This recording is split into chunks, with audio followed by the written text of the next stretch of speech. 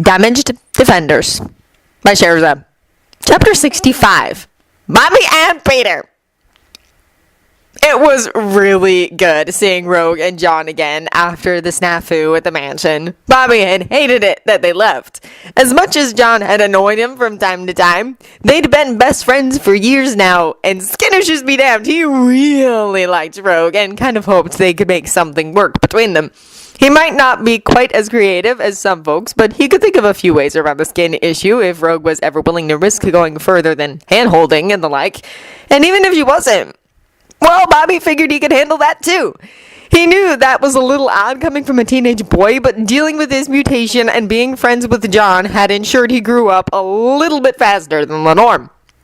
Much as he missed them, he had to admit that leaving the mansion was doing John some good. He looked looser, happier. Bobby could sort of understand why. While he knew the rough outline of what John's life had been like before the professor had found him, he didn't know all the details. The part of his life that had caused the most problems for John was the fact that John had learned young to not trust or depend on adults. Period.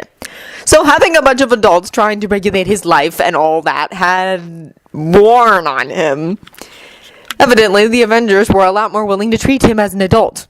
Which made sense, because the Avengers weren't trying to run a boarding school and acting like loco parents for a bunch of kids. That said, Bobby would be a long time forgiving Jean. She was having a hell of a time getting hot water anywhere in the mansion, among other problems at the moment. Bobby had gotten a few disappointed looks from the professor for doing it, but Bobby was ignoring that. Jean deserved a lot worse than ice-cold showers in his books. Bobby deliberately pushed those sorts of thoughts aside as he listened to Rogue filling him in on everything that had happened. Hell, even John was chatty, which was unusual. And boy, did they have a lot to tell him. Seemed like there hadn't been a dull moment in the tower since they arrived. Bobby seriously debated kissing Tony for supplying Rogue with stuff that made dealing with her mutation easier. When the offer was made for them to sit in on the conference or whatever, the three of them debated. I kind of want to, John admitted, but at the same time not. I mean, this is really early days stuff, you know? Later on, when they really get to the tactics and stuff, I definitely want to sit in, but I doubt there'll be much of that today.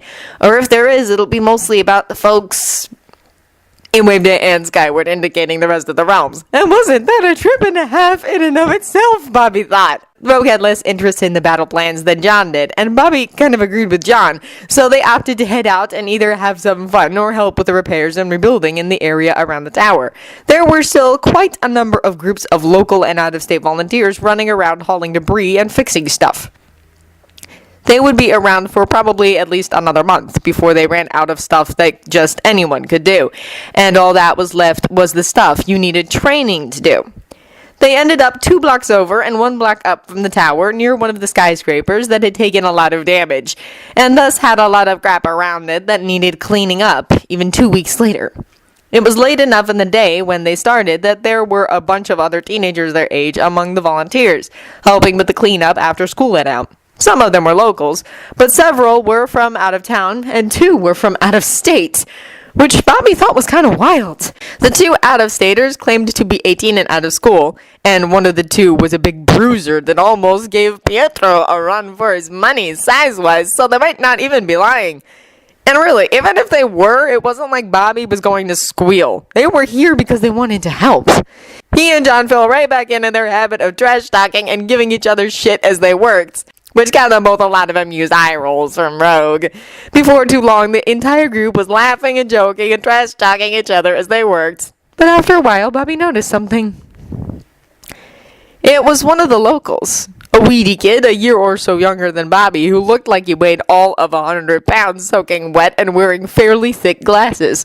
Basically, the kid looked like the stereotypical geek. Nothing wrong with that, of course. Bobby was a bit of a geek himself and friends with a few. What caught Bobby's attention was that every once in a while, said weedy kid would do something off.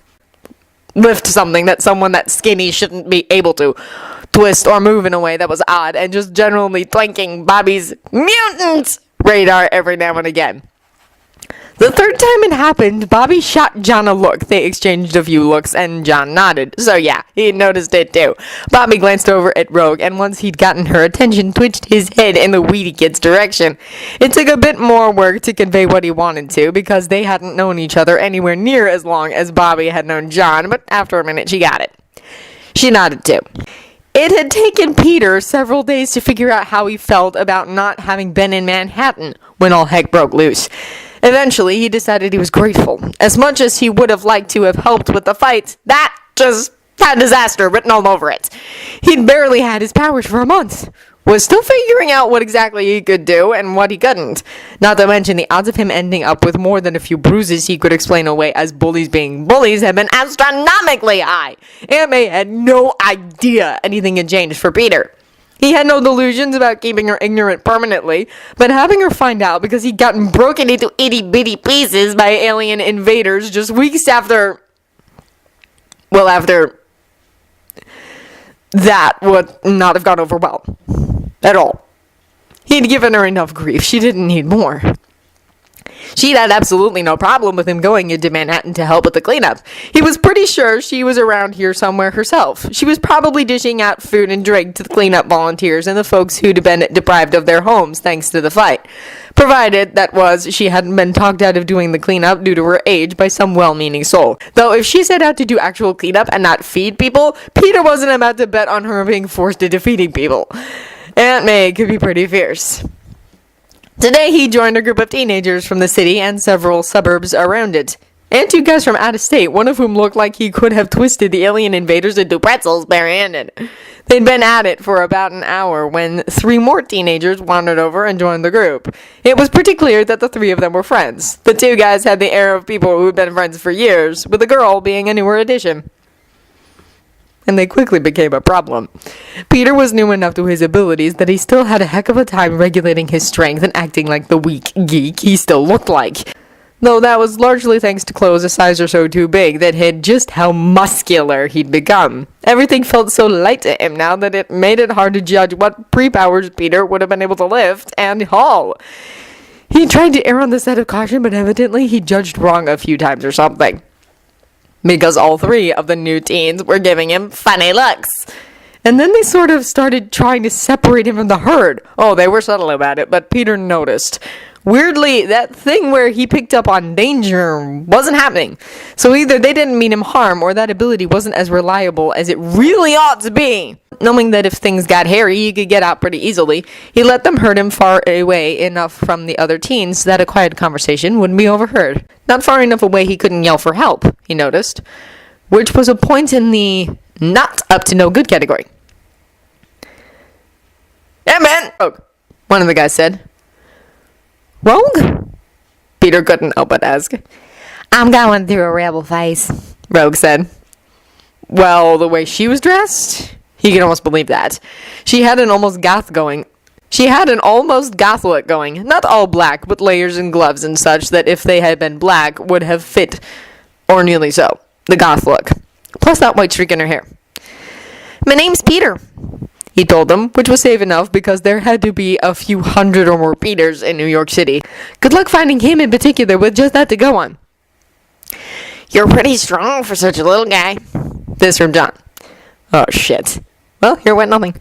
Hey, what can I say? I eat my Wheaties, Peter told them. He didn't think they'd buy it, but he had to try. The two guys looked at each other. Maybe that explains Piotr? A bit too much of a Wheaties fan? Bobby asked John.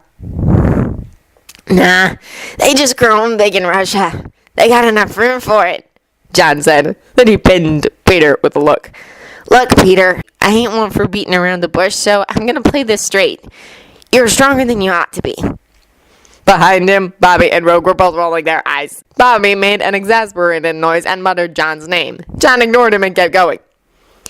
So I'm thinking maybe you have some special skills. You're not the only one with them. John shot a look over his shoulder at the rest of the teenage crew, then pulled a Zippo out of his pocket and lit it up. Then pulled the flame into his hand and rolled it around his hand briefly before closing his hand on the flame. When he opened his hand, the flame was gone. Peter couldn't help but stare for a minute. He'd heard of mutants, of course. You couldn't not unless you lived under a rock these days. But to his knowledge, he'd never met one until now. As powers went, this one was pretty spectacular and not a little alarming. I don't know if you got a handle on what you can do or not. If you don't, well, there's folks that can help with that. Hell, even if you just want to be around folks like you, you'd be welcome. John told him. Part of Peter just wanted to laugh this off and tell them they were seeing things. Another part of him worried that if or when they found out he wasn't a mutant, at least not in the strictest definition of the word, that being born with powers that manifest at some point, that they'd tell him to go away. But the rest of him really kind of wanted to accept what the three of them were offering. Because, yeah, he was still getting a handle on what he could do, and having someplace he could figure that out safely would be really, really nice. I'm not saying you're right, Peter said. But if you were, come by Stark Tower and tell Jarvis you're a friend of ours. Me and Rogue live there, John said. We have friends in high places, you might say. We can give you a hand. Stark Tower? Friends in high places? Peter tried to not go all googly-eyed at the implications. Did John mean they knew the Avengers? That they knew Tony Stark? Peter would happily forfeit a body part for even an hour of that man's time. And rumors were going around that none other than Dr. Bruce Banner was in the tower too. If that was true, well, Peter figured he could be forgiven for having a nerdgasm. Because as much as he would love to get an hour of Mr. Stark's time, he'd given literally everything he owned to have that much time with Dr. Banner. Oh, Think about it, Peter told them. Then he bolted, because there was no way he could hang around the three of them the rest of the day and not, make an idiot of himself. He had a lot of thinking to do.